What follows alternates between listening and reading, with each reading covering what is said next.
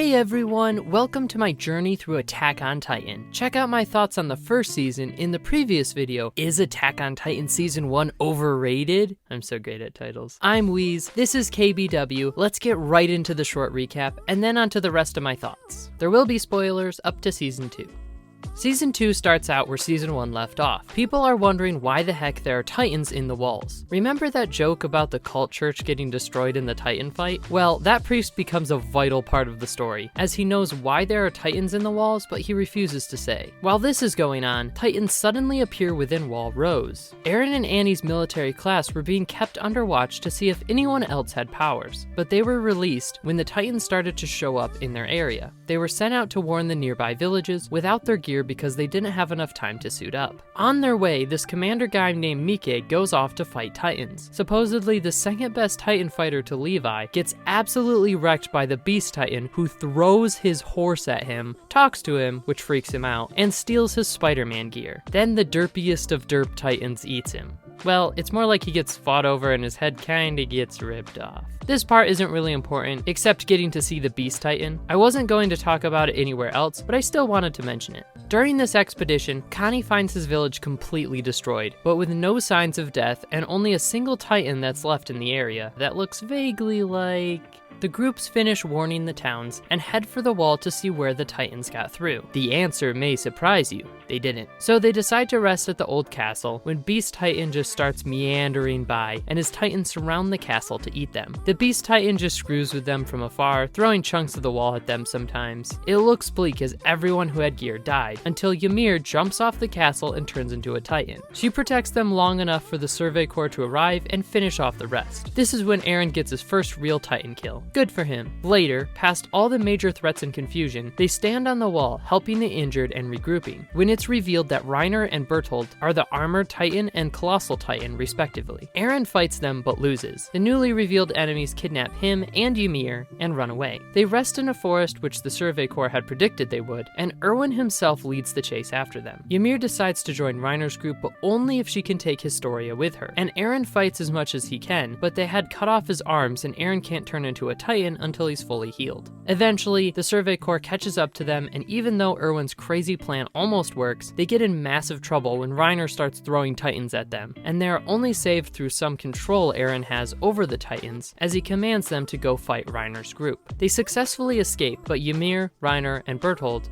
also get away. Later, Connie and the crazy Titan lady present their theory for the Titans appearing inside the walls and Connie's village disappearing, which is that Titans are just humans, or at least made from humans. Lastly, we are shown a guy who I think is Eren's father just hanging out with Beast Titan.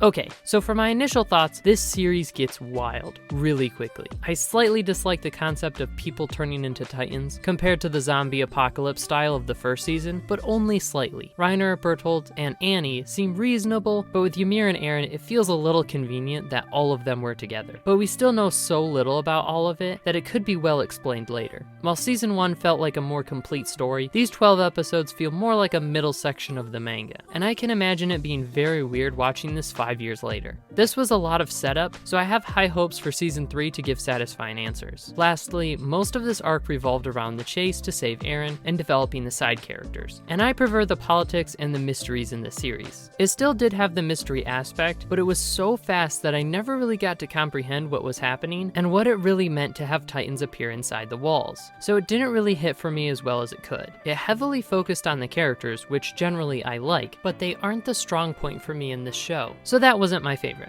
but it was still good nevertheless. Speaking of characters, let's talk about them. Usually I would go over new characters, but Season 1 introduced a million people, and I couldn't tell which were important and which were just gonna die in the next episode, so most of these have already appeared in Season 1. Starting with who I promised to talk about last time, Sasha was great this arc. We get a little bit of her backstory and get to watch her save a girl from a Titan, which she fights really well against considering she didn't have any gear. These are the moments that are made more intense because so many side characters have died before. I really feared for her life, and when she survived, I was super happy. I really like Sasha, and her backstory was a nice addition. Connie is voiced by Hiro Shimano, who voiced Zenitsu in Demon Slayer, and the similarities don't stop there. Connie really feels like a more realistic version of Zenitsu. He is often very afraid, but at the same time, he does very courageous things. I really like Connie, and he gets quite a lot to do in this arc, including being the catalyst for a huge reveal. Jean is probably my favorite of the class that isn't a main character. I can't really explain why. He feels like such a real person, it's hard to nail down the things I really like the most about him. He gives me Leorio vibes, and although he hasn't done major things in the plot yet, he still feels very important just for showing the humans in this world. When he gets knocked down and Armin goes to protect him, I was really happy because I knew he wasn't going to die since Armin would have to die first. Next is Historia and Ymir. My biggest complaints about both of these characters is that I never really cared about them that much. Ymir just felt like a random side character and Historia was about the same. I guess I never really found either of them particularly likable, and Ymir's backstory was fine, but I felt that things went too fast with the major reveals, and having so many unanswered questions about the state of the world makes her story very awkward and confusing. We don't even know if Titans are made, or are a race, or what. It seems like Titans were created by humans, but it's not fully explained why or how she is a Titan. I like Historia's backstory a lot. I love politics in shows, and Historia's history of being the illegitimate daughter of a leader of a political group adds another layer to the conflicts within the walls. She has a good attitude and is very kind despite her difficult situation. She's fine, but overall not a standout for me despite this arc focusing heavily on Historia and Ymir's relationship. Oh, also Historia is her real name, and Krista was her fake name. I've just been calling her Historia, which is a cool name. Now on to Reiner and Berthold. Reiner was the more memorable character for the first season, and the absolute last person I expected to be an enemy Titan, much less the armored Titan. His mental state of being confused between the two lives was fascinating, and explained why there was zero foreshadowing for this. But it was a good explanation because it worked for me. I thought the Colossal Titan was much more cool than the Armored Titan, until I learned that Berthold was the aforementioned very large Titan. He's kinda lame, and we know nothing about him except he gets terrified easily. They tried to make them sympathetic, but we still don't know anything about their situation, so I am 100% on Team Eren. These guys deserve to die. Lastly, I want to talk about the Beast Titan. This guy is amazing. First time we've seen a Titan talk, and his interactions are incredible. He seems very focused on his mission, and I have no idea what his goals are, but I am intrigued. The last thing I have to say is that his design irritates me. I don't know why, but the design of the Titans often annoys me, and Beast Titan is especially irritating. Specifically in the opening with him running around with all the animals and the glowing heart thing that's not explained whatsoever in the season. It looks so dumb. Alright, on to the big moments that I want to talk about. We're gonna jump right off the tower with Ymir, who turned into a Titan to save her friends. This was pretty insane, but it does start to get into the feeling that everyone is a Titan, which ruins some of its specialness. It's a common thing in shonen that hides its powers for a later reveal, like Hunter x Hunter and One Piece, where the magic power is hidden until later in the story, and then it feels like the most common knowledge, and you're like, how did the main character not know about this from the beginning? It starts to hurt believability that people like Erwin and Levi don't know about the Titan powers when there are so many Titan people. However, this depends on the answers to these questions of whether this will be a legitimate complaint or not. So I will come back to this for season 3.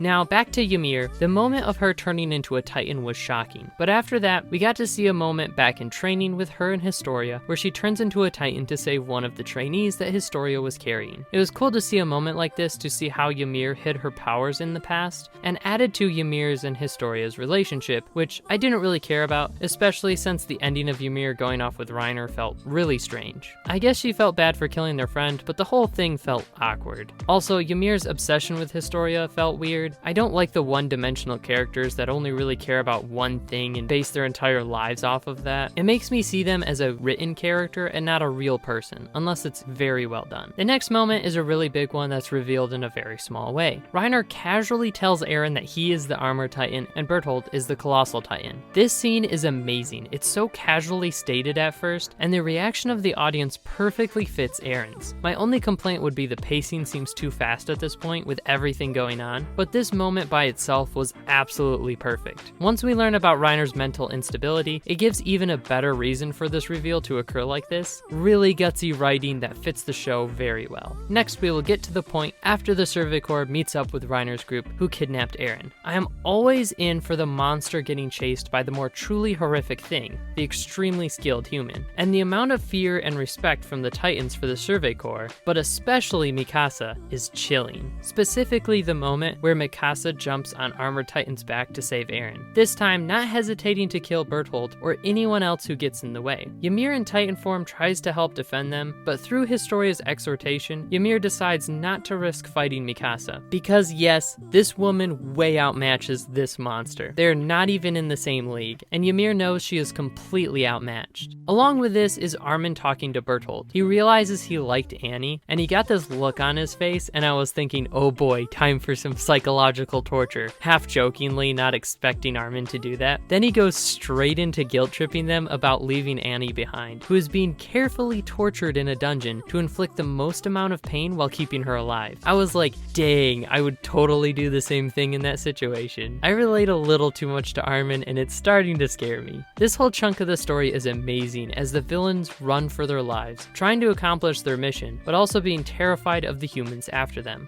I love this stuff. Next is mostly an appreciation of, I don't even know how to describe the epic, inspirational, get out of your seat and cheer kind of hype in this moment. But first, a little setup. Erwin has this crazy and actually genius plan of circling around Reiner's Titan that was running away while covering Eren with his impenetrable arms. Erwin leads a huge group of Titans directly at Reiner, and the mindless monsters attack the bigger target. This was cool enough. Then, this absolute mad lad tells everyone that there is no hope for humanity unless they recover Eren, then charges into the mess of Titans trying to eat the armored Titan. His speech and leadership gets the Survey Corps riled up to follow him. Then we get this short moment of the military police saying they've lost their minds, while one of their ranks gets slowly eaten by a Titan. It was great. This show does not respect the military police at all, and that horse is just giving them a look. Anyway, I wondered how good of a Titan fighter Erwin really is, and we get that answer right away as his outstretched arm gets bitten by a Titan. The hype suddenly died as the hero who led the charge was carried away, but Erwin, being a truly fantastic leader, commands them to charge anyway. They have their opening.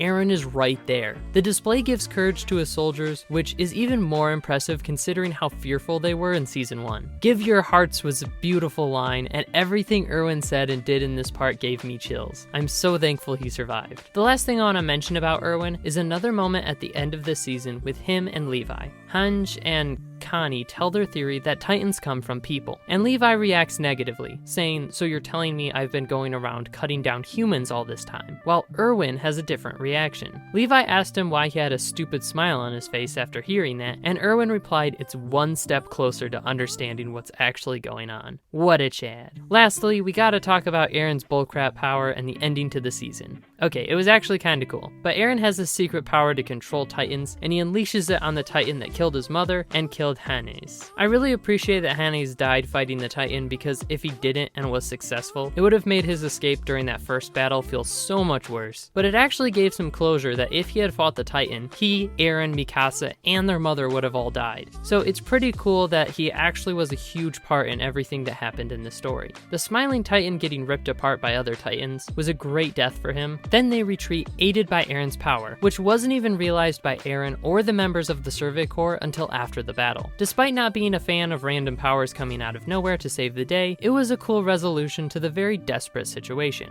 Also, watching Reiner throw Titans at them was equally terrifying and hilarious.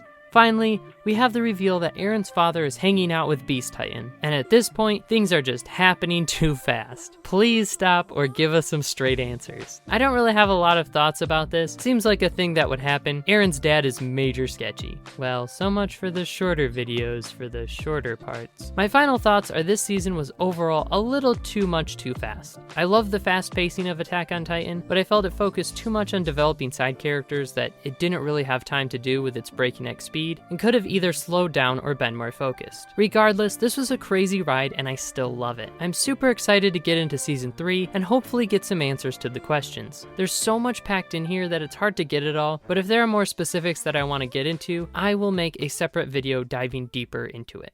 On to my favorites. First, we have my favorite character for this arc, number 1, Erwin. He was just too good this season. Absolute mad lad. Number 2, we have Mikasa, who is pretty epic. Saying screw it to feelings, enemies must be fought and killed when attacking Reiner and Berthold was a brutal lesson, but a great one. Number 3, Sasha. For the side characters that got development this arc, she was my favorite. Her fighting off a Titan without gear was epic. She is a true hero and a competent one. Number 4, Jean. I already explained I can't explain why I like him. Number 5, I wasn't sure whether to put Eren or Armin here. Armin was cool in parts, but I still have that scene burned into my mind of him waving his sword like a moron while protecting Jean, that he lost all of his cool points. And Eren really didn't do much. So we are putting Beast Titan here. For this arc, I liked Beast Titan more than Armin and Eren, I decided. He was great, and I can't wait to get more of what he is and what's going on. My favorite moment was the give your hearts charge moment. Just too epic. Although Reiner casually telling Eren that he was the armored Titan was a close second. That reveal, told in that way, was amazing for so many reasons.